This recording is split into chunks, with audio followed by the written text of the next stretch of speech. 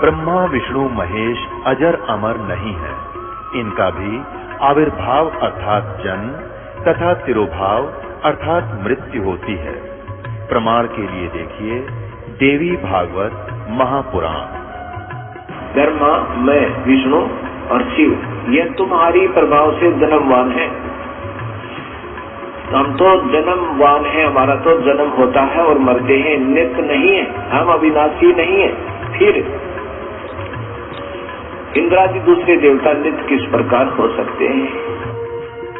कृपया अवश्य सुनिए जगत गुरु तत्वदर्शी संत रामपाल जी महाराज के अमृत वचन।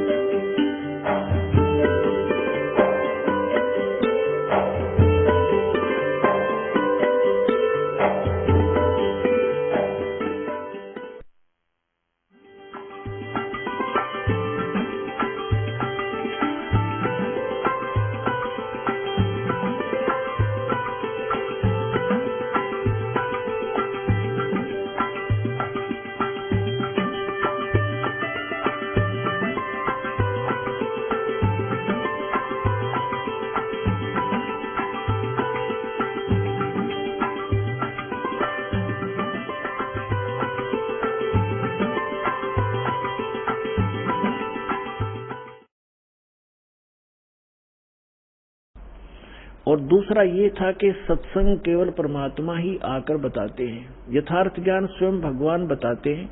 तो वो परमात्मा 600 वर्ष पहले आए थे, उन्होंने यथार्थ ज्ञान दिया, वो अच्छी आत्माओं को मिलते और उनको फिर यथार्थ ज्ञान से परिचित कराते हैं। उसके लिए परमेश्वर ने स्वयं कहा है, चारों युग में मेरे संत पुकारे, कूक कहा हम हेल रे, हीरे माणक मोती बरसे, ये जग चुगता ढेल रे।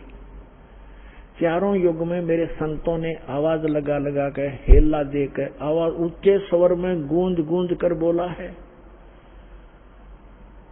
और हमने भी चारों युग में मेरे संत पुकारे, मेरे संत जो मुझसे परिचित हुए, और कूक कहा हम हेल रे, हमने सब जगह आवाज लगा लगा कर ढोल के डंके पर कहा कि तुम साधना गलत कर रहे हो, तुम अपने ग्रंथों से परिचित नहीं हो बच्चों, हम जो ज्ञान दे रहे हैं ये मोक्षदायक है, तुम्हारा पाप नाश करेगा, तुम्हें सुख देगा।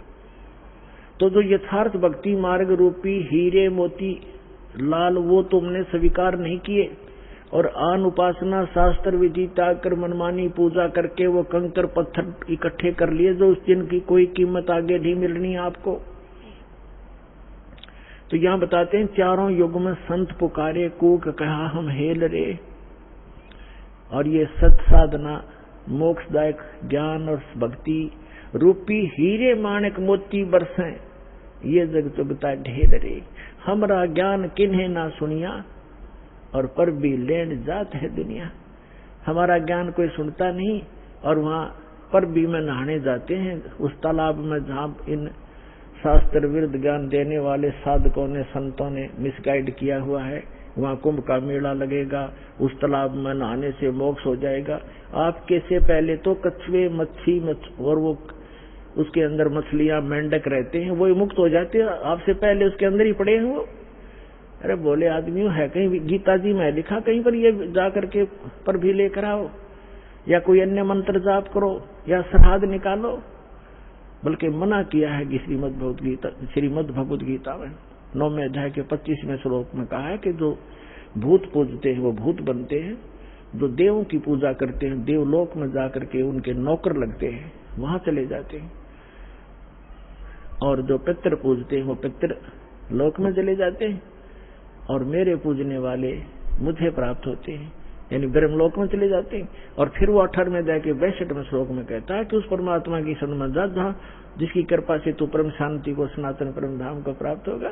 तो कहीं पर भी पूरी श्रीमद् भगवद गीता में ना कोई तीर्थ, ना व्रत, और ना ही किसी अन्य उपासना का प्रमाण है। तो हमने शास्त्र विधि अनुसार साधना करनी है, जो हमारे सदग्रंथ बताते हैं। सदग्रंथों में आपको पहले भी बता दिया कि जो वेद हैं, चारों वेद, ये गॉड गिवन है, लेकिन 5वां वेद गुप्त था, इसने छुपा दिया। उसमें कंप्लीट कोर्स था, पूरा मोक्ष मार्ग था, पूरा ज्ञान था, वो नहीं रखा तो परमात्मा स्वयं आकर वो ज्ञान देते हैं।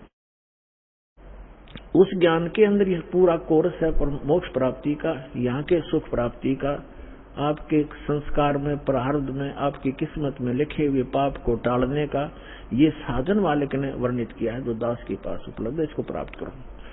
अब जो सत्संग आज सुनाना चाह रहा था दास, उसकी भूमिका बनी है 2 घंटे में। अब 2 प्रकार से मानव शरीर प्राप्त होता है।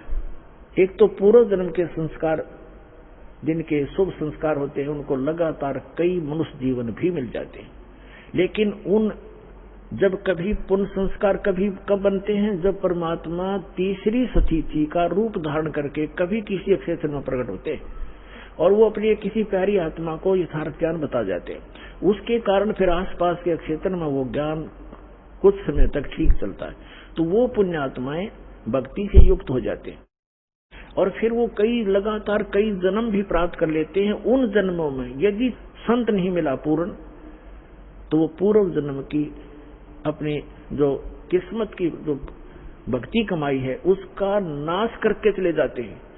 उनको सुख तो होता है पहले जन्म की कमाई से, और वो सोच रहे हैं कि हम जो साधना करें इसी से सुखी है, तो ये भ्रमणा उनको बनी रहती है।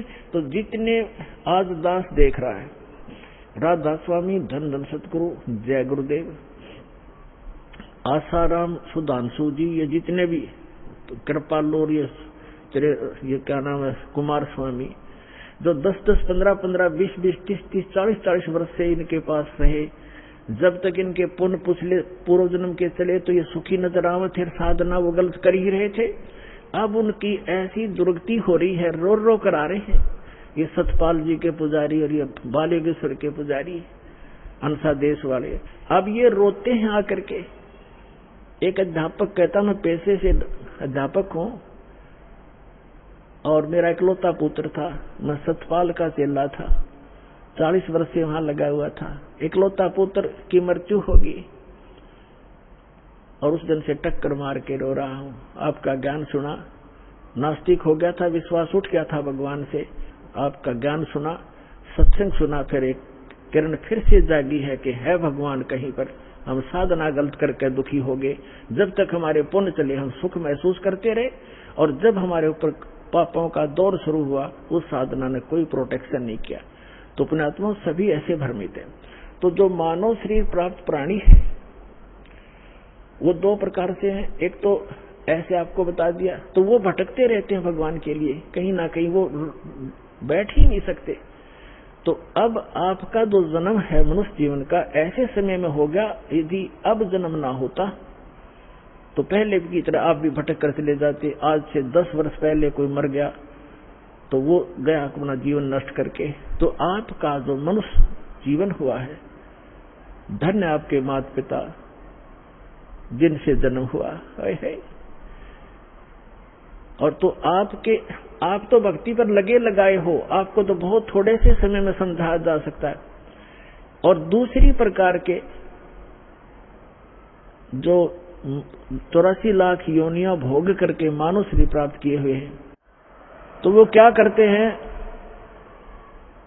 उनको आप कितना ही कोशिश करो, वो ठीक है परिश्रमी भी होते हैं, क्योंकि पहले पशु पक्षी बनकर सारा दिन परिश्रम में लगे रहते थे रोजी रोटी के लिए। एक चींटी है सारा दिन एक कण की आवश्यकता पता नहीं कितने चक्कर काटती है एक कण के लिए, एक पल की चैन नहीं। तो उनका स्वभाव ये होता है कि माया के लिए संघर्षशील रहते हैं, भक्ति के लिए कहते हैं तो कहते हैं मुझे समय नहीं, और भक्ति सुनाना चाहते हैं तो उनके गले उतरती नहीं, उठकर चले जाते हैं। तो क्या बताते हैं कबीर साहब, कहते हैं कबीर पिछले पाप से हरि चर्चा ना सुहावे, कहूंगे कह उठ चले ना और बात चलावे। जो पूर्व जन्म के संस्कारी प्राणी नहीं होते हैं या जिनके पाप कर्म अधिक बढ़े हुए होते हैं, उनके सामने सत्संग की चर्चा की जाती है भगवान की, तो उसके 3 लक्षण हैं। जो भक्तिहीन कर्महीन प्राणी होता है, भक्तिहीन और कर्म भाग्यहीन होता है, तो कबीर साहब कहते हैं कबीर पिछले पाप से हरि चर्चा ना सुहावे, और कहूंगे चर्चा चलते लटके लेगा। और ना कोई और चर्चा शुरू कर देगा। अच्छा सुन, एक बात सुन मेरी, वो फलाना काम वैसे था, वो जैसे आप कोशिश करते हो को रिश्तेदार भाई बहन मित्र को चर्चा सुनाते हो, 2 सेकंड सुनता है, फिर वो ध्यान ऐसे ऐसे रहता, ऐसा है ना वो एक काम आप वो ऐसे हो गया, उसको ऐसे हो गया, आपको भी डिस्टर्ब कर देगा, आप बताना चाहते हो। और तीसरा कहते हैं फिर मुझे काम याद आ गया, फिर मिलूंगा, उठकर चल जाएगा। तो इसके लिए कबीर भगवान बताते हैं कि कबीर पिछले पाप थे जिनके पाप घने बढ़ गए, हरि चर्चा ना सुआवे, अच्छी नहीं लगेगी, और कहूंगे कह उठ चले ना और बात बनावे। तो ये उस व्यक्ति के लक्षण हैं जो पिछले जन्म के पापों से ज्यादा ग्रस्त है, या जो सीधा मनुष्य जीवन, सीधा ही वो 84 लाख प्रकार के प्राणियों से, पशु पक्षियों की योनि से प्राप्त सीधा मनुष्य जीवन प्राप्त किया है। तो उसके अंदर भक्ति प्रवेश करना बड़ा कठिन होता है, लेकिन हो जाती है। उसको थोड़ा ज्यादा समय लगेगा इस ज्ञान को समझने में, और शुरुआत एक बार हो जाती है, धीरे धीरे किसी न किसी जन्म में तो वो हो ही जाती है। एक कागभूषण नाम के, अपने पुराणों में भी इसका प्रमाण आता है, कागभूषण नाम के एक महापुरुष हुए हैं, और एक गरुड़ जी जो श्री विष्णु जी के वाहन माने जाते हैं। इन दोनों की एक बार आपस में चर्चा हुई। कागभूषण कैसे हैं, उनका बाकी का शरीर मनुष्य सदृश है, लेकिन चोंच और ऊपर का हिस्सा जो मुंह है वो कौवे का है, उसको कागभूषण कहते हैं। इन दोनों की आपस में एक बार चर्चा हुई, और कागभूषण से गरुड़ जी ने पूछा कि हे भूषण जी, आपके पास बैठने से मुझे बहुत शांति मिलती है, आपने ये जो भक्ति विधि और ये अमरत्व, क्योंकि कागभूषण जी की काफी लंबी आयु हो गई है, काफी प्रलय उसके सामने हो चुकी है, अभी भी वो विद्यमान है। तो उसके लिए पूछा कि आपको ये कैसे प्राप्त हुई। तब कागभूषण ने कहा कि एक लंबी कहानी है गरुड़ जी, मैं एक बार 20 वर्ष की उम्र थी मेरी, और एक भयंकर अकाल गिर गया। मेरे से छोटे मेरे भाई बहन थे। उस अकाल के दौरान वो भूख सहन नहीं कर सके, उनकी मृत्यु होगी, मेरे माता पिता की भी मृत्यु होगी, वो भी भूख सहन नहीं कर सके। मैं युवा था, जिस कारण से मैं उस अकाल को झेलकर माता पिता और परिवार के नाश होने के बाद उस क्षेत्र को छोड़कर मैं अवंतिका नगरी में चला गया। वहां अकाल नहीं था। तो उससे पहले मेरे असंख्य जन्म चले गए, मनुष्य जीवन मैंने बर्बाद कर दिए, कभी मैंने भक्ति नहीं की, क्योंकि वो पिछले जन्म मुझे अब मेरी दिव्य दृष्टि खुल जाने से नजर आ रहे हैं कि पिछले मानव शरीर मैंने कैसे बर्बाद किए थे। तो बता रहा कि पिछले जन्म मैंने बहुत नाश कर दिए, और एक जन्म जो मेरा हुआ, माता पिता मर गए भूख से तड़प कर, मेरे भाई बहन मर गए भूख से तड़प कर। ऐसी खिली फुलवाड़ी थी हमारे घर की, सारे भाई बहन खुशी खुशी रहते थे, और एक वर्ष में ऐसी जुल्म गिर गया, ऐसा कहर टूट गया, हमारा नाश हो गया। मैं सोचने पर विवश हो गया कि ये क्या जीवन है। कल तक हम कैसे खुशी मंगल से रहते थे, प्यार करते थे, कहाँ गए आज मैं टक्कर मार लिया, रो लिया, सारा कुछ कर लिया, वो मिल नहीं रही। ये खाक जीवन है, कहाँ रह रहा हूं मैं। ऐसे करते करते एक मंदिर के अंदर एक पंडित जी, भगवान शिव का पुजारी था, मैं वहां चला गया, उसको अपना दुख रोया। दयालु था ब्राह्मण, मुझे सीने से लगा और कहा, बेटा यहाँ तो ऐसे ही कहर गिरते हैं, आप भक्ति कर लो, स्वर्ग में चले जाओगे, वहां दुख नहीं है। ब्राह्मण को ज्ञान स्वर्ग तक का ही था, और कहा, बेटा तुम दीक्षा ले, दीक्षा गुरु बनाए बगैर मोक्ष नहीं होता। अब कागभूषण बता रहा है कि मेरे इतने पाप थे, पापी के पिछले जन्म जन्म के कभी भक्ति शुरू नहीं करी थी, मेरे अंदर भक्ति प्रवेश करने में 6 महीने लग गए, लगातार संत के साथ रहने में। अब 6 महीने तक मैं मंदिर में रहा, रोज उनकी कथा सुनता, वचन सुनता, पर नाम लेने की इच्छा कभी मैंने व्यक्त नहीं की। गुरुजी कहते महात्मा जी के बेटा दीक्षा ले ले, मैं कान्ना पर कह टाल जाता, ना हाँ कहता ना कहता। और दीक्षा उसी को प्रफुल्लित होती है जो सब इच्छा से अपनी लगन से प्राप्त करता है। जबरदस्ती दिया हुआ ज्ञान नाम काम नहीं करता है। तो पंडित जी ने इसलिए उसको जोर नहीं दिया। 6 महीने के बाद कहता, लगातार सत्संग सुनने के बाद मुझ पापी के कुछ पाप नरम हुए और तब मैंने दीक्षा प्राप्त की। दीक्षा प्राप्त करके कुछ दिनों के बाद फिर मेरे अंदर एक बकवाद भागी। जो गुरुजी कथा सुनाया करते हो मुझे भी याद होगी। मैं युवा था, गुरुजी वृद्ध हो गए थे, मेरी आवाज में कसक थी। जितने भी श्रोता थे अब मेरी तरफ आकर्षित हो गए कि और कहने लगे, हो आप तो गुरुजी से भी बढ़िया ज्ञान सुनाते हो। अपने आत्माओं यहाँ मार खाता प्राणी, इस ज्ञान को सुनकर कोई वक्ता बन बैठेगा, 10 उसके प्रशंसक हो जाएंगे, वो भी अपना नाश जीवन करेगा। अब ज्ञान पुराणों का था, बढ़िया घटिया क्या हो गया इसमें, गुरुजी से बढ़िया सुनाने लग गया। तो यहाँ मार खाते श्रोता भी और वो भक्त भी मार खाते, मान बढ़ाई छा जाती है, सबसे बड़ी दुश्मन है जीव की। एक दिन मैं बैठा था, कथा कर रहा था, श्रोता बैठे थे, गुरुजी आए मंदिर में अपने घर से। मैंने खड़ा होकर सत्कार नहीं किया क्योंकि मैं अपनी बेइज्जती समझूं था कि खड़ा होऊंगा तो सबका अट्रैक्शन उधर गुरुजी की तरफ हो जाएगा। अब मैंने बैठे बैठे दर्शन कर लिए, ऐसे बस थोड़ा सा नाम मात्र सा सिर झुकाया, खड़ा नहीं हुआ मैं। अब गुरुजी तो आए थे अपना लगे पूजा पाठ करने मंदिर में, एक कोने में बैठकर आकाशवाणी हुई मंदिर में, कह रहे दुष्ट तूने अपने गुरु का अनादर किया है, तुझे 1 लाख वर्ष के लिए नरक में डालता हूं। भगवान शिव की आकाशवाणी हुई, क्योंकि ब्राह्मण शिव का पुजारी था। अब वो आकाशवाणी सुन ली गुरुजी ने। उसने कहा, अरे बेटा भूषण, उसका नाम कुछ और था उसमें, बेटा भगवान क्यों नाराज हो गया तेरे से। गुरुजी ने नहीं ध्यान दिया कि इसने मेरा आदर किया या अनादर किया।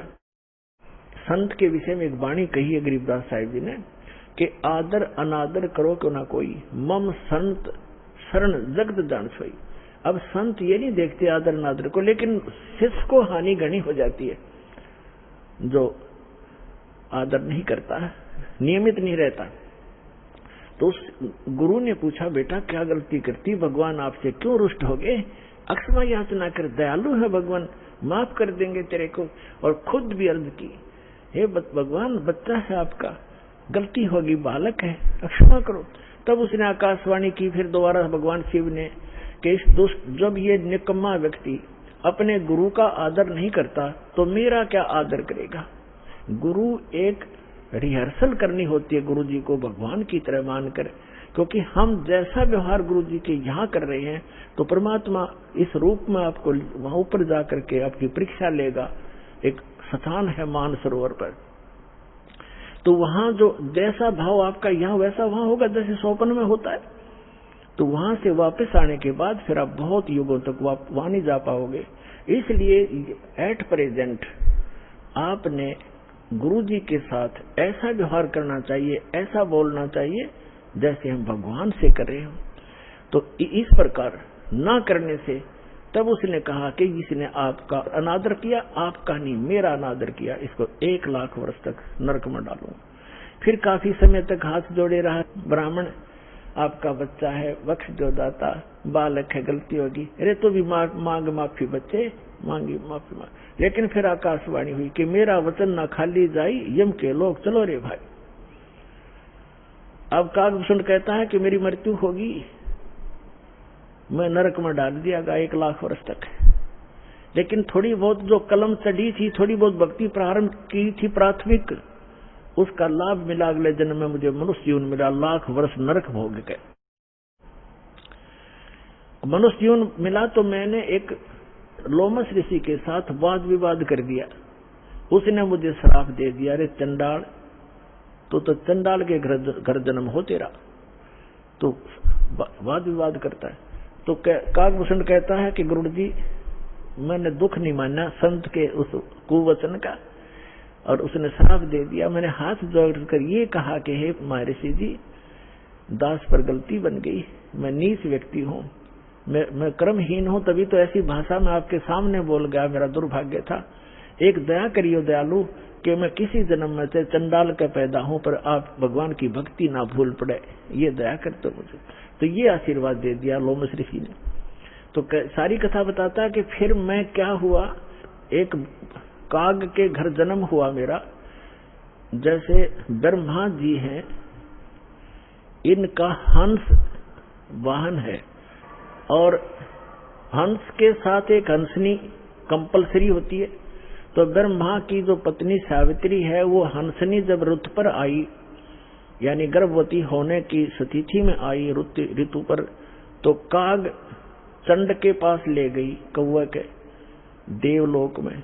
उससे मिलन होने से काग भूषण की उत्पत्ति हुई। शेष शरीर मनुष्य जैसा है, ऊपर का मुंह और चोंच कौवे जैसी है।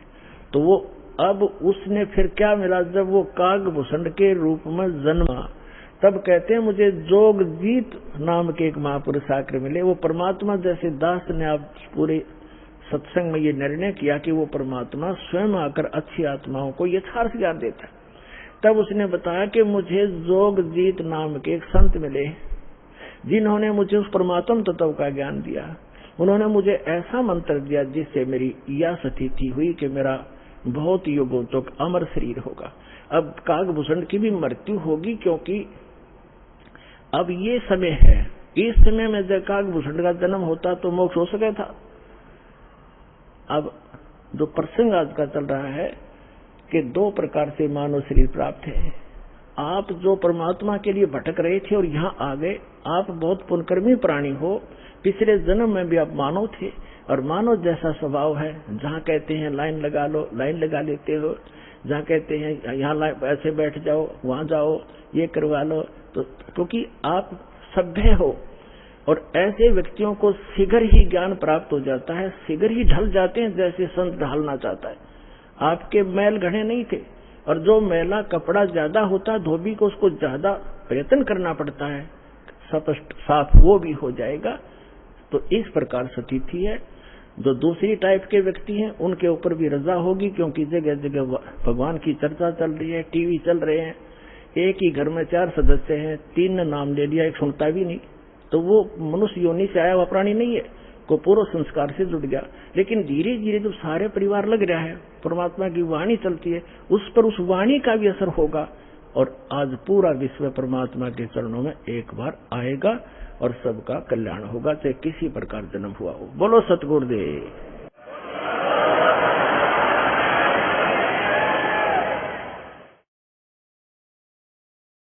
परम पिता परमात्मा परमेश्वर, हमारे पिता, सबके जनक, सर्व उत्पादक परमात्मा प्रभु कबीर साहब जी, कबीर जी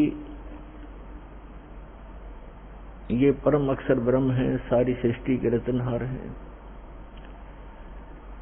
और पुण्यात्माओं, आपके ऊपर रहम किया उस दीन दयाल ने, आपको ये तत्व ज्ञान समझाया, आप तक पहुंचाया।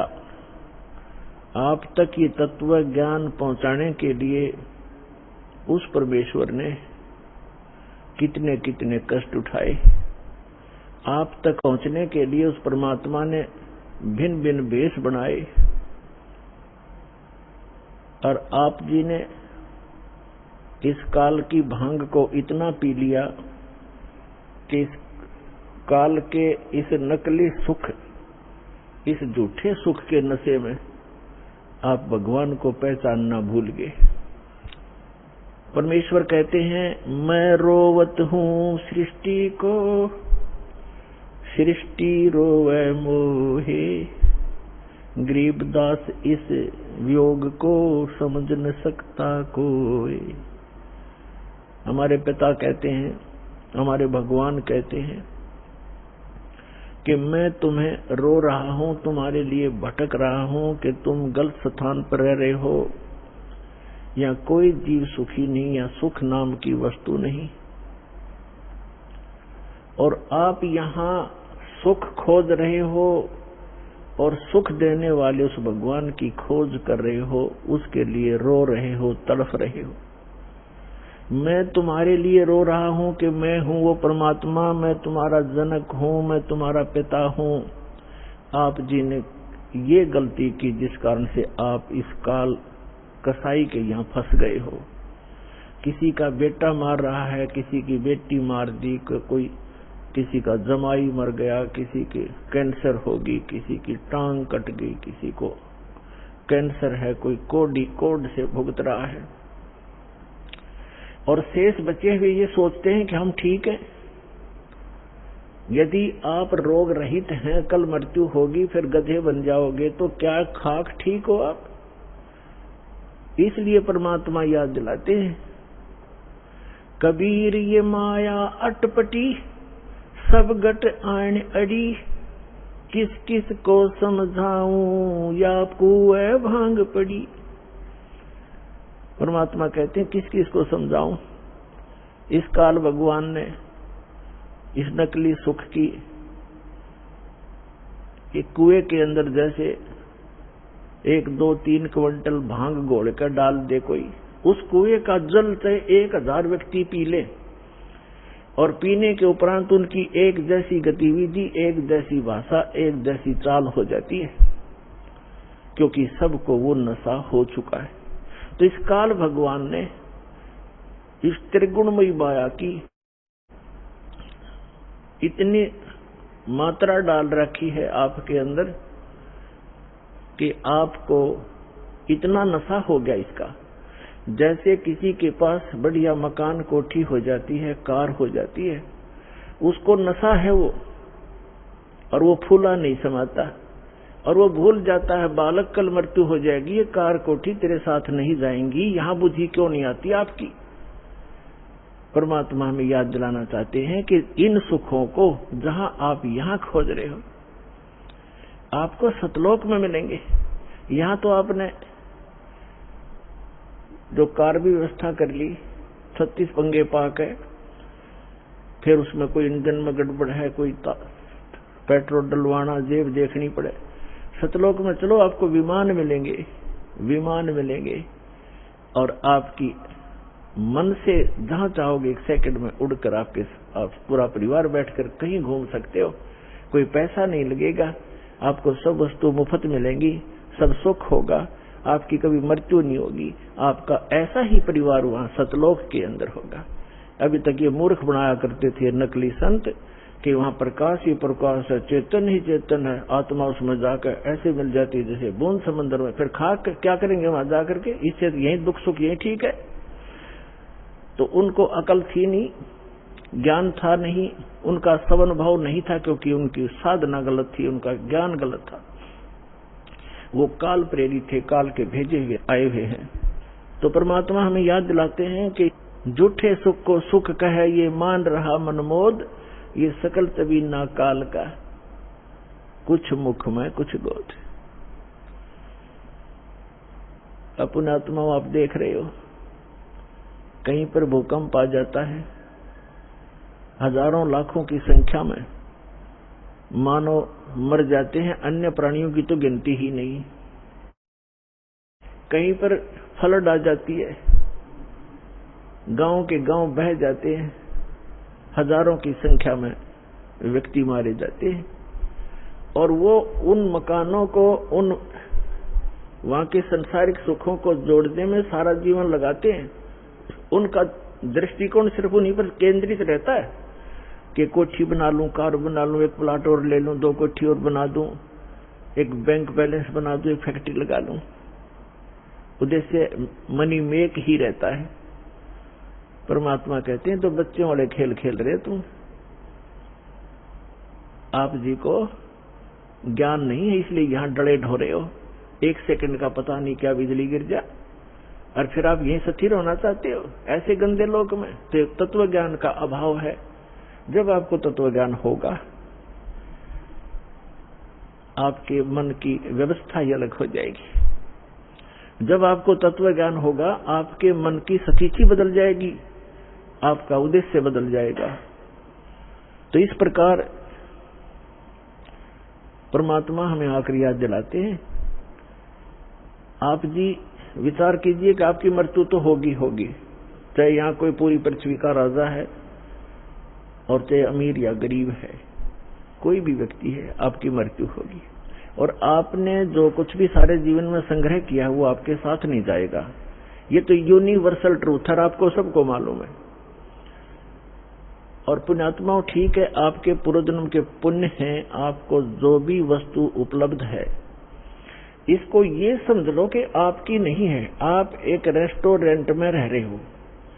अब जैसे अच्छे पूंजी वाले व्यक्ति, सेठ धनी व्यक्ति अच्छे रेस्टोरेंट में जाकर के अपना 1, 2, 3, 4 जैसा भी वो वहां दिन रात व्यतीत करना चाहते हैं, तो उनके पास पैसा घना है, तो वे हाई क्लास के, हाई क्वालिटी के रेस्टोरेंट के अंदर रह रहे हैं। वहां सुविधाएं अच्छी हैं, सोफा सेट हैं, बढ़िया पलंग है, टीवी रखे हैं, सारी व्यवस्था है वहां पर। बैल बजा दी, बैरा आ गया, जो वस्तु मांगी उपलब्ध होगी खाने और पीने की। और एक गरीब व्यक्ति जाके एक सिंपल होटल में रुका है जिसमें एक तख्त पड़ा है और सिंपल आहार है, थोड़ा खर्चा है उसका। तो ऐसा ही समझ लो आप, जो गरीब है वो एक सिंपल होटल में रह रहा है, अमीर है वो बड़े होटल में रह रहा है, लेकिन वस्तु किसी की नहीं। वहां पर होटल में गए व्यक्ति को पता होता है कि यहाँ तेरी वस्तु कोई नहीं है, इनको प्रयोग कर सकता है, वो भी अपने खर्चे से। तो इस काल भगवान का ये होटल है फॉर एग्जाम्पल। और इसमें आपके पुण्यों के कारण आप सुविधा जो आपको है वो आपके पूर्व जन्म की पूंजी से है, जेब आपकी ही खर्च हो रही है। जो सुविधाएं आपको उपलब्ध है आपके पुण्य क्षीण हो रहे हैं। और गरीब व्यक्ति है वो समझ रहे सिंपल होटल में रह रहा है, कोई झोपड़ी में है तो सिंपल मकान में रह रहा है, तो वो भी एक होटल में ही है। एक दिन दोनों ने ही जाना है और दोनों ने वो सब वस्तुएं यही छोड़ जाना है। अब जाना कहाँ है? स्वदेश को जाना है। होटल में व्यक्ति वही रहता है जो विदेश गया हुआ है, अपने घर से बाहर है। आज तक आपको यही नहीं मालूम कि हम इस होटल को छोड़कर प्रस्थान कहाँ करेंगे। आपको तो जबरदस्ती जब आपकी पूंजी समाप्त हो जाती है, आपका समय समाप्त हो जाता है, उस होटल से पकड़कर बाहर फेंक दिया जाता है सड़क पे, आप कहीं जाओ। जब हम घर से बाहर चलते हैं वैसे किसी काम कार्यवश, तो जाने से पहले हम वहां कहाँ रुकेंगे, रात्रि हम कैसे व्यतीत करेंगे, उसकी व्यवस्था पहले करके जाते हैं। और संसार छोड़ के जाने वाला व्यक्ति कभी सोचता भी नहीं कि मृत्यु के बाद मैं कहां जाऊंगा। तो वो ज्ञान अब आपको प्राप्त हो रहा है कि आप ये साधना करोगे और आप इन होटलों में रहो जैसे जिसकी व्यवस्था है, ठीक है। धनी है अपने उस सुविधा को प्राप्त करो, निर्धन है अपने उन मकानों में गुजर करो। और दोनों ही 2 रोटी खाते हैं, एक गरीब भी और सेठ भी। और एक चारपाई पर ही सोते हैं, 3-3, 4-4 पर सेठ नहीं सो सकता। एक कोने में से 10 कक्ष की कोठी हो, एक कक्ष के एक कमरे में एक तख्त 3.5 बाई। परमात्मा कहते हैं क्या चढ़ावा मेंढिया और लंबी भीत उसार, घरता 3.5 हाथ गणाता 3.25। यानी आपको लेटने के लिए अपने हाथ, ये हाथ होता है इतना, प्रत्येक का शरीर अपने 3.5 हाथ का होता है, 3.5 हाथ का। तो परमात्मा कहते हैं आपने से 20 कक्ष की कोठी बना रखी है, उसमें 3.5 हाथ और बाई 1 हाथ, इतनी जगह की जरूरत है आपको। बाकी उस कोठी की शर्मा मार ले, क्या बनेगा उसका? समय खोया, अपना जीवन व्यर्थ किया। तो कहने का भाव ये है कि ठीक है, भगवान ने आपको कोठी भी दी है, सुविधाएं भी हैं, कोई बात नहीं, लेकिन अब भविष्य की तैयारी करो, यहां से चलने का उद्देश्य बनाओ। असक जन्म हो गए आप जी ने यही भटकताओं का। परमात्मा हमें बताते हैं कि आप जी यहाँ इस काल कसाई के लोक में रह रहे हो, इसने आपको अपने स्वार्थवश पाल रखा है। जैसे कसाई बकरे पालता है। पुण्यात्मा, आपके ऊपर 3 गुणों का इतना जबरदस्त प्रभाव हो गया कि आप जी अपने परिवार, अपनी संपत्ति को अपना मान चुके हो, और मान चुके हो जैसे नशे में व्यक्ति चाहे कुर्डियों पर पड़ा हो गंध में, और चाहे चारपाई पर लेट रहा हो, उसको पता ही नहीं तू कहाँ है। तो आज हम सभी की ये स्थिति है कि हम इस सब कुछ को अपना मान चुके, और इसको ये कहा जाता है कि आप कसाई के लोक में रह रहे हो और ये आपको सबको खाएगा बारी बारी। ये नहीं बख्शेगा किसी को भी। किसी परिवार के 3 सदस्य खा जाता है एक दिन में, कोई दुर्घटना से या कोई किसी और अन्य कारणों से, कोई बीमारी से, और शेष बच्चे ये सोचते हम ठीक हैं। जिनके साथ वो घटना घट गई उससे पहले वो भी आप जैसी ही स्थिति में थे। तो पुण्यात्माओं, परमात्मा ने रजा बख्शी आपको ये ज्ञान देने की, और फिर वो विकल्प बताया कि यहां से जाकर आप कहां रहा करोगे। गीता अध्याय नंबर 15 के श्लोक नंबर 1 से 4 में कहा है कि उल्टा लटका हुआ संसार रूपी वृक्ष है। ऊपर को जड़ तो समझो पूर्ण परमात्मा, और नीचे को 3 गुण रूप शाखा है, रजगुण ब्रह्मा, सतगुण विष्णु, तमगुण शिव जी। और जो संत इस उल्टे लटके हुए संसार रूपी वृक्ष के सभी विभाग बता देगा, तना कौन भगवान है, जड़ इस संसार रूपी जड़ कौन है, यानी जिससे सबका धारण पोषण होता है वो कौन प्रभु है, और शाखा कौन है, डार कौन है, और पत्ते क्या है, तो सवेदविद वो तत्वदर्शी संत है। तत्वदर्शी संत की प्राप्ति के उपरांत 15वें अध्याय के 4थे श्लोक में कहा श्रीमद् भगवद गीता में, उसके पश्चात परमेश्वर के उस परम पद की खोज करनी चाहिए जहां जाने के बाद साधक फिर लौटकर कभी संसार में नहीं आते। और जिस परमेश्वर ने सब ब्रह्मांडों की रचना की है, संसार रूपी वृक्ष की प्रवृत्ति जिससे विस्तार को प्राप्त हुई है, उस परमात्मा की भक्ति करो और किसी की नहीं। और गीता ज्ञानदाता अपने विषय में कहता है 8वें अध्याय के 13वें श्लोक में, ओम इति एकाक्षरम ब्रह्म विवहारण माम अनुस्मरण यह पर्याति तदन देहम से आती परमागति। मुझ ब्रह्म का एक ओम अक्षर है। गीता का ज्ञान ब्रह्म बोल रहा है, ये काल बोल रहा है, श्री कृष्ण जी में प्रवेश करके बोल रहा है, और ये कह रहा है कि मुझ ब्रह्म का केवल एक ओम मंत्र है। इसका उच्चारण करते हुए संसार छोड़कर जाता है, जाते समय भी मरते समय भी इसी का जाप करता है, तो ओम से मिलने वाली जो परम गति वो प्राप्त हो जाती है, वो ब्रह्म लोक प्राप्त होता है। ब्रह्म लोक में गए प्राणी भी वापस आते हैं। 8वें अध्याय के 16वें श्लोक में गीता जी में स्पष्ट किया है, वो भी पुनरावृत्ति के अंदर। तो गीता ज्ञानदाता कहता है कि 4थे अध्याय के 5 और 9 श्लोक में, गीता अध्याय नंबर 2 के श्लोक 12 में, गीता अध्याय नंबर 10 के श्लोक नंबर 2 में गीता ज्ञानदाता कहता है, अर्जुन तेरे और मेरे बहुत जन्म हो चुके, तू नहीं जानता मैं जानता हूं।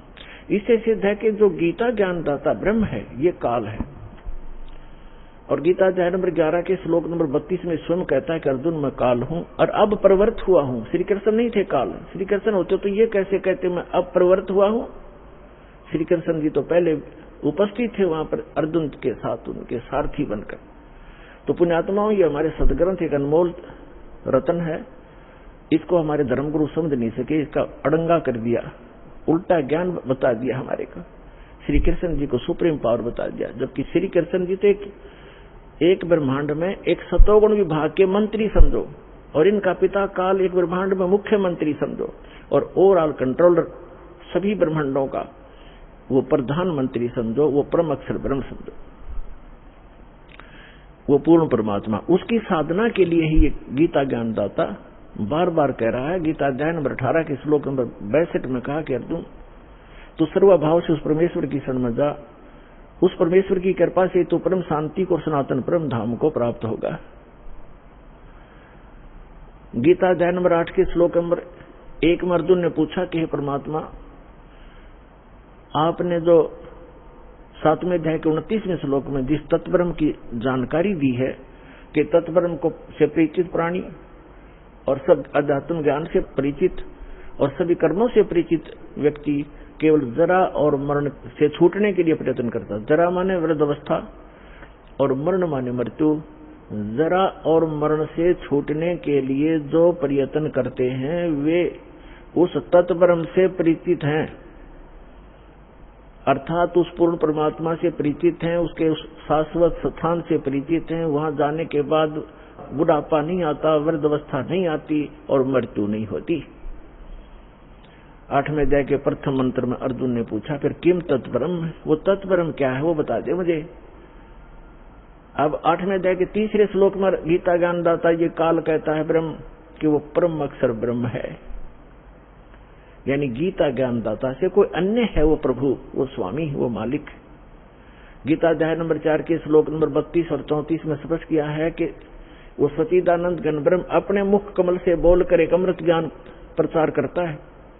उस सच्चिदानंद घन ब्रह्म की वाणी में धार्मिक अनुष्ठानों की, अध्यात्म मार्ग की, भक्ति विधि विस्तार के साथ कही गई है, वो तत्व ज्ञान है। उस तत्व ज्ञान को अर्जुन तो तत्वदर्शी संतों के पास जाकर समझ, उनको दंडवत प्रणाम करने से, कपट छोड़कर प्रसन्न करने से वो तत्वदर्शी संत तुझे तत्व ज्ञान का उपदेश करेंगे।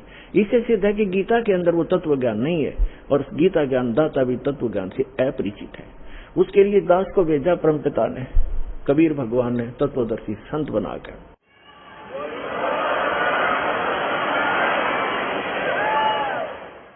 अब जो प्रसंग चल रहा है कि गीता ज्ञानदाता 8वें अध्याय के 3रे मंत्र में कहता है कि वो परम अक्षर ब्रह्म है, और गीता अध्याय नंबर 8 के श्लोक नंबर 5 और 7 में अपनी साधना करने को कह रहा है कि मेरी भक्ति कर, मुझे प्राप्त होगा, लेकिन युद्ध करना पड़ेगा। और पुण्यात्मा जहाँ युद्ध है वहां शांति नहीं हो सकती। इसलिए गीता ज्ञानदाता कहता है 18वें अध्याय के 62वें श्लोक में कि सर्वभाव से तू उस परमेश्वर की शरण में जा, उस परम अक्षर ब्रह्म की शरण में जा, उसकी कृपा से तू परम शांति को और सनातन परम धाम को प्राप्त होगा, जहां जाने के बाद साधक फिर लौटकर कभी संसार में नहीं आते। अब गीता ज्ञानदाता गीता अध्याय नंबर 8 के श्लोक नंबर 8, 9, 10 में कहता है कि उस सच्चिदानंद घन ब्रह्म की भक्ति करने वाला प्राणी साधक भक्ति की शक्ति से, योग के बल से, योग माने साधना के बल से, भक्ति की ताकत से, उस मंत्रों की भक्ति की कमाई की ताकत से उस परमात्मा को सच्चिदानंद घन ब्रह्म यानी परम अक्षर ब्रह्म को ही प्राप्त होता है। अपना तो उसने मंत्र बता दिया 8वें अध्याय के 13वें श्लोक में कि मुझ ब्रह्म का केवल एक ओम अक्षर है, नथिंग एल्स। ओम नमः शिवाय, ओम भगवते, ओम ये भगवते वासुदेव, ये मंत्र नहीं है, ये तो बाल बलौने वाले खिलौने हैं, मीठी गोलियां हैं। 17वें अध्याय के 23वें श्लोक में गीता ज्ञानदाता ने केवल संकेत दिया है कि उस सच्चिदानंद घन ब्रह्म के पाने का 3 मंत्र का जाप है, नथिंग एल्स, उसके अतिरिक्त कुछ नहीं। ओम तत्सत इति निर्देश है ब्रह्मण त्रिविध समर्थ ब्राह्मणा तेन वेदा जयगा विहिता पुरा, क्योंकि परमात्मा प्रत्येक युग में आते हैं और प्रत्येक युग में अपना यथार्थ ज्ञान सुनाते हैं। कुछ पुण्यात्माएं उनको स्वीकार करती हैं, इसलिए कहा कि स्टार्ट जब होता है सृष्टि का उस समय परमात्मा यथार्थ ज्ञान देता है। ब्राह्मण माने विद्वान पुरुष, बुद्धिमान व्यक्ति, फिर इसी आधार से वो साधना किया करते हैं। फिर कुछ दिनों के बाद फिर से ये काल के दूत सक्रिय हो जाते हैं और यथार्थ ज्ञान को समाप्त कर देते हैं। इसलिए गीता ज्ञानदाता कहता है कि मैंने पहले भी ये ज्ञान दिया था शाश्वत इन सभी को, और फिर उसको आगे कुछ दिन चला, लेकिन अब ये लोप हो गया, या पुनः फिर दे रहा हूं। तो यहां बताया है कि ओम तत्सत, ओम तो ब्रह्म का। गीता अध्याय नंबर 15 के श्लोक नंबर 16 और 17 में 3 पुरुष हैं, एक सरपुरुष, एक अक्षर पुरुष। सरपुरुष ये काल है, ये ब्रह्म है जिसके लोक में हम फंसे हुए हैं। ये काल कसाई कहा गया है, इसको वेदों के जो ज्ञाता कहलाते थे इसको ब्रह्म कहते थे, और ब्रह्म को ये सुप्रीम पावर कहते थे। इनको कख भी पता नहीं था। ये केवल 21 ब्रह्मांड का स्वामी है, प्रभु है, ब्रह्म है। ब्रह्म माने भगवान है, स्वामी है। और फिर परब्रह्म इससे नेक्स्ट, जैसे दादा परदादा, एक दादा उससे नेक्स्ट दादा, तो ये ब्रह्म, फिर पर ब्रह्म को अक्षर पुरुष भी कहते हैं, इसको सर पुरुष कहते हैं ब्रह्म को। अक्षर पुरुष 7 शंख ब्रह्मांड का स्वामी है, नील पद्म शंख, 7 शंख ब्रह्मांड का स्वामी है, इसको अक्षर पुरुष का। इसकी आयु बहुत लंबी है, इसलिए इसको अक्षर पुरुष कहते हैं। अब जो तीसरे नंबर का है, गीता अध्याय नंबर 15 के श्लोक 16 में 2 पुरुष हैं, सरपुरुष और अक्षर पुरुष, और बताया कि जितने भी इनके अंतर्गत प्राणी हैं शरीरधारी, इन सब का, और साथ में दोनों सरपुरुष और अक्षर पुरुष का शरीर तो नाशवान है, जीवात्मा किसी की नहीं मरती। आगे फिर 15 में जाके 17वें श्लोक में तुरंत बताया है कि उत्तम पुरुष है तू अन्य परमात्मा इति उदाहरते। उत्तम पुरुष, पुरुषोत्तम तो कोई और ही है इन दोनों से, सरपुरुष और अक्षर पुरुष से। वो 8वें अध्याय के 3रे श्लोक में गीता ज्ञानदाता ने बता दिया वो परम अक्षर ब्रह्म है। अब देखो, ब्रह्म एक सरब्रह्म, सरपुरुष को चाहे सरब्रह्म को, ये तो 7 संग ब्रह्मांड का प्रभु है, स्वामी है, सरब्रह्म, जिसको काल कहते हैं, जिसने गीता का ज्ञान श्री कृष्ण में प्रवेश करके किया, इसको सरब्रह्म कहते हैं। ये 21 ब्रह्मांड का ब्रह्म है, स्वामी है। और जो अक्षर ब्रह्म है, अक्षर पुरुष कहो चाहे अक्षर ब्रह्म को, वो 7 संग ब्रह्मांड का स्वामी है। और परम अक्षर पुरुष कहो, परम अक्षर ब्रह्म को, वो असंख्य ब्रह्मांड का ओवरऑल कंट्रोलर है। और वही इस संसार रूपी वृक्ष का मूल है, जड़ है, जिससे सबका धारण पोषण होता है, जो सबका पालक है। गीता अध्याय नंबर 15 के श्लोक नंबर 17 में कहा कि उत्तम पुरुष है तू अन्य परमात्मा इति उदाहरत है। यह लोग तटरम आविश्य विभर्ति अवय ईश्वर है। इसमें बताया है कि उत्तम पुरुष है तू अन्य, इन सरपुरुष और अक्षर पुरुष से वो श्रेष्ठ भगवान, उत्तम माने श्रेष्ठ, पुरुषोत्तम कहो उत्तम पुरुष कहो एक ही बात है। वो पुरुषोत्तम तो कोई और है, वो परम अक्षर ब्रह्म है। 8वें जाके 3रे श्लोक में गीता ज्ञानदाता ने स्पष्ट ही कर दिया। और जिसको परमात्मा कहा जाता है, अपने आत्मा, अभी तक तो आप जी को अध्यात्म मार्ग का ABC भी ज्ञान नहीं था, क्योंकि हमारे ये गुरु ही ऐसे नकली थे, इनको स्वयं ज्ञान नहीं था। अब परमात्मा का अर्थ क्या होता है? अब आज का जो सत्संग है, इस परमात्मा कौन है? ये कसाई काल के लोक में हम रह रहे हैं, कैसे है ये कसाई है और परमात्मा कौन है? जैसे गीता अध्याय नंबर 15 के श्लोक नंबर 17 में स्पष्ट कर दिया है कि उत्तम पुरुष है तू अन्य परमात्मा इति उदाहरत है। जिसको परमात्मा कहा जाता है, ओए होए, परमात्मा, परम माने श्रेष्ठ, आत्मा माने सोल, यानी अच्छी आत्मा, दीन दयाल जिसको कहा जा सकता है, परमात्मा, श्रेष्ठ आत्मा।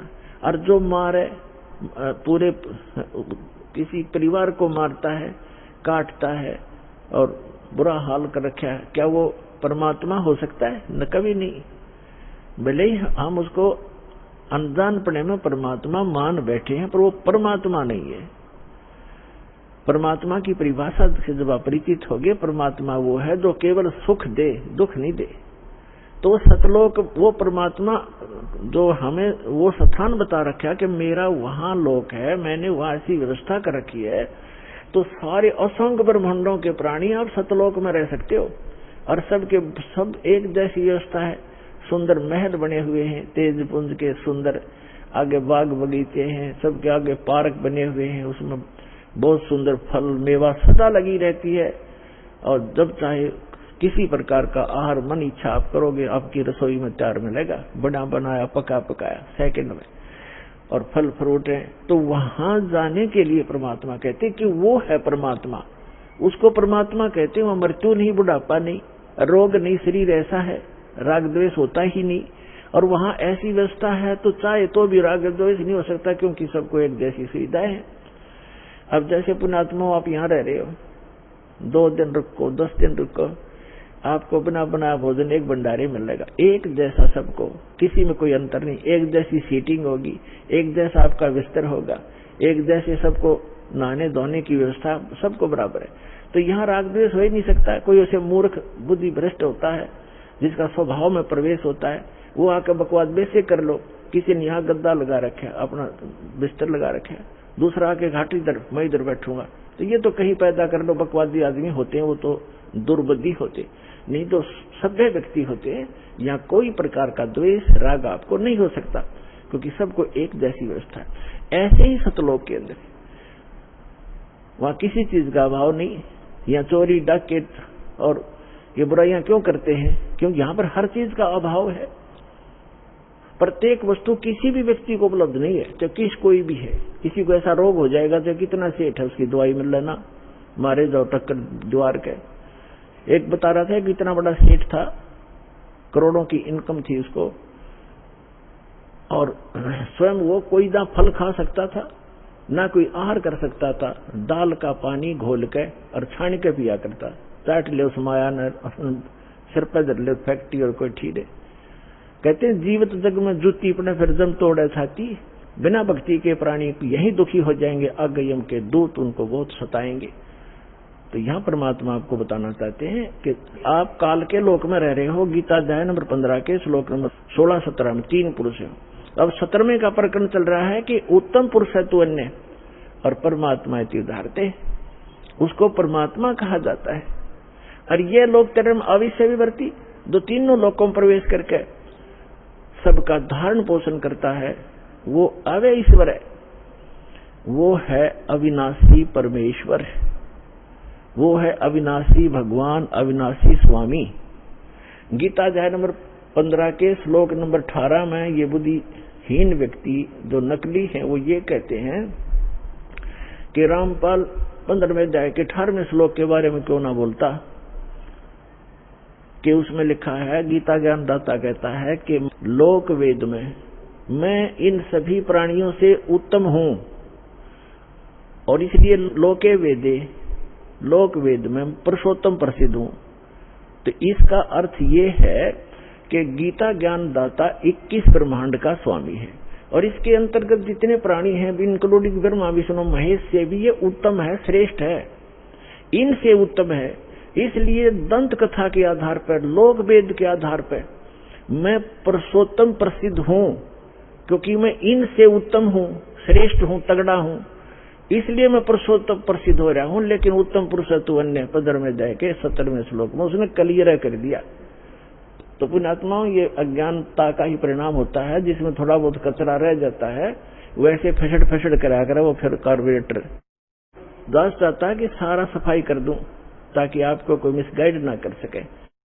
तो इस प्रकार 15वें अध्याय के 18वें श्लोक को समझो कि ये कहता है कि जितने मेरे अंतर्गत प्राणी हैं उनसे मैं उत्तम हूं, पुरुषोत्तम कहलाता हूं, इसलिए इन तम तगड़ा हूं, श्रेष्ठ हूं, इसलिए पुरुषोत्तम प्रसिद्ध हो रहा हूं। लेकिन वो पुरुषोत्तमता कोई और है। 15वें अध्याय के 17वें श्लोक में तो अब प्रसंग हम यहाँ आते हैं कि उसको परमात्मा कहा जाता है। ओए परमात्मा, प्रभु का नाम का अर्थ होता है स्वामी। उसको ब्रह्म कहो, प्रभु कहो, साहिब कहो, और राम गॉड खुदा अल्लाह कहो। अल्लाह भी स्वामी। और जैसे परमात्मा किसे कहते हैं? परमात्मा उसे कहते हैं जो कभी दुख नहीं देता, सबको सुख सुख देता है। उत्तम पुरुष है तो अन्य परमात्मा इति उदाहरते। ये लोक तरम अविश्य विवर्ती, अव्यय ईश्वर है। अब परमेश्वर ने आके बताया अपनी प्यारी आत्मा धर्मदास जी को कि धर्मदास, आप इस काल के लोक में रह रहे हो। अब धर्मदास जी ने कहा कि प्रभु, आप जो कहते हैं सिरोधार्य है, लेकिन मेरे गले उतर नहीं रही ये बात कि हम गंदे लोक में रह रहे हैं, ये कसाई का लोक है। हे परमात्मा, देखो कैसी यहाँ पर फल फ्रूट हैं, कैसे बाग बगीचे बने हैं, झरने बह रहे हैं, गंगा जैसी दरिया बह रही है, और कितना दयालु है ये परमात्मा। कैसी ऋतु बनाई है, हवा चल रही है, और कितना अच्छा शुद्ध हवा दे रखी है। कितनी लंबी चौड़ी पृथ्वी है, कोई कहीं बैठो उठो लेटो किसी प्रकार, और कितनी सुविधा देता है ये। इसको कैसे हम माने कि ये भगवान नहीं है? तब परमात्मा ने बताया कि पुण्यात्मा, धर्मदास जी को कहा कि इस काल को एक श्राप लगा हुआ है कि 1 लाख मानव शरीरधारी प्राणियों को ये नित आहार करेगा और 1.25 लाख उत्पन्न करेगा मानव, यानी 25% एक्स्ट्रा ये उत्पन्न करेगा। इसने सतलोक में गलती की थी, जिस कारण इसको ये एक रोग लगा, श्राप लगा। और आप जी ने गलती की थी कि आप भगवान को छोड़कर इस पर आसक्त हुए थे, जिस कारण से आप इसके साथ यहां आ गए। आपके लिए ऑप्शन है वापस जाने का, आप वापस जा सकते हो, जैसे विधि मैं बताऊंगा इस साधना को करके। और ये इसलिए अब यहां प्रश्न एक और उठ जाता है भक्तों के मन में कि भगवान ने इसको श्राप नहीं देना चाहिए था। ये श्राप नहीं देते तो ये हमें नहीं खाता या नहीं रोके रखता। आपको तो इसने रोके रखना ही रखना था। और यदि परमात्मा इसको श्राप नहीं देते 1 लाख मानव शरीरधारी प्राणियों के आहार करने का, तो आपको ये कभी मानव शरीर नहीं देता, क्योंकि इसको ये डर बना रहता है कि मानव शरीर में इनको परमात्मा का ज्ञान हो सकता है, परमात्मा प्राप्ति हो सकती है। ये एक योनि और बना देता, जैसे कुत्ते गधे सुअर की 84 लाख बनाई, 84 लाख एक भी बना सकता था। इसलिए इसकी व्यवस्था है, मजबूरी है कि एक ये मानव शरीर अवश्य देता है आपको। 83 लाख योनियों में धक्के खवा के भी फिर एक मनुष्य शरीर इसको देना पड़ता है, क्योंकि इसको खाना पड़ता है। और ये विधान भगवान ने बना दिया कि प्रत्येक प्राणी को एक मानव शरीर का चांस अवश्य देना पड़ेगा। इसलिए आज आप पर रहम हुआ है। ठीक है, कष्ट तो मान ले आपको मानव शरीर ना मिलता, गधे कुत्ते बनकर आप खाते भटकते रहते, कष्ट पे कष्ट उठाते रहते, तो एक गोल्डन चांस है मानव शरीर में, आप अपना आत्म कल्याण करा के सतलोक जा सकते हो। ये सुविधा देवताओं को भी उपलब्ध नहीं है, क्योंकि जितना जीव घना सुखी होगा उतना भगवान से कोसों दूर होगा। ये सत्कर मान लियो। और जितना दुख होगा उसके लिए वरदान सिद्ध हो सकता है, यदि उसको सतलोक आश्रम बरवाला जिला हिसार प्राप्त हो जाएगा, उस दुख के कारण भी उसको परमात्मा मिल जाएगा। कबीर साहब कहते हैं कि सुख के माथे पत्थर पड़ो, जो नाम हृदय ते जावे, और बलिहारी उस दुख के जो पल पल नाम रटावे। परमात्मा कहते हैं आग लगे से सुख के जो भगवान से दूर करे। भाड़ में जाओ कोठियर कार्य मंत्री पद, जिससे भगवान भूल जाए। अरे भगवान ऐसा कष्ट दिए रखना, आपकी याद बनी रहे। तो पुण्यात्माओं, आप बालक हो, अध्यात्म ज्ञान मिला नहीं। आमीन, जय बजरंग बली, जय गणेश जी के गीत गा के हम इनकी भी भक्ति सही नहीं कर पा रहे थे। गणेश जी की, शिव जी की, विष्णु जी की, माताओं की, ये साधना भी इस दास के पास उपलब्ध है, जो ये आपको यथार्थ लाभ देंगे। इन मंत्रों के वश हैं ये, जो दास आपको देगा। ये इनके बस की बात नहीं है। इन मंत्रों के जाप से आप अपने आप ये अट्रैक्ट होते हैं। जैसे उदाहरण देते रहते हैं कि भैंसा होता है, भैंसे को भैंसा भैंसा करते रहो, कति ध्यान नहीं देगा। एक बार उसकी एक अलग से लैंग्वेज होती है, प्रत्येक क्षेत्र वाइज। उसको एक बार करते हुर्र तो वो तुरंत देखता है और बहुत सावधानी से तकता है किधर से आई आवाज। तो ये समझ लेना, ये जो दास आपको मंत्र देता है इन भगवानों की, यह पूजा नहीं है। इनसे लाभ लेने के ये विशेष मंत्र है, जिनके ये अट्रैक्ट होते हैं, विवश हैं, ये लाभ देते ही देते। और इसके अतिरिक्त कोई मंत्र आप जाप करते रहो, आपको वो अध्यात्म लाभ नहीं मिलेगा, क्योंकि वो शास्त्र विधि त्याग कर मनमाना आचरण है, जिसके विषय में गीता अध्याय नंबर 16 के श्लोक 23-24 में स्पष्ट किया है कि शास्त्र विधि को त्याग कर दो मनमाना आचरण करते हैं, उनको ना सुख होता है, ना उनकी कोई सिद्धि प्राप्त होती है, और न ही उनकी कोई परम गति होती है। यूजलेस, व्यर्थ है।